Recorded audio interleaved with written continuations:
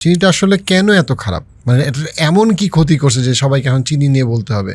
আমি যদি আপনাকে এটা বলি যে আমাদের শরীরের শক্তি উৎপন্ন করার যে মেইন ঘরটা এটাকে আমরা মাইটোকন্ড্রিয়া বলি।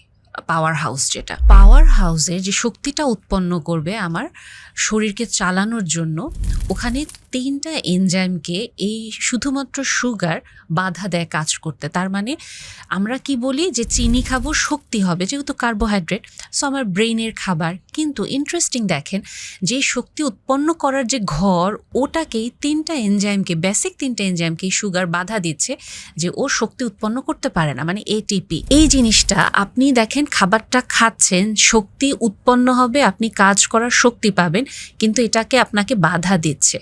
এবং এই সেম কাজটা আরেকটা উপাদান করে, সেটা হচ্ছে সায়ানাইড। এবং আমরা যদি বলি খুব পাওয়ারফুল বিষ কোনটা, সায়ানাইড।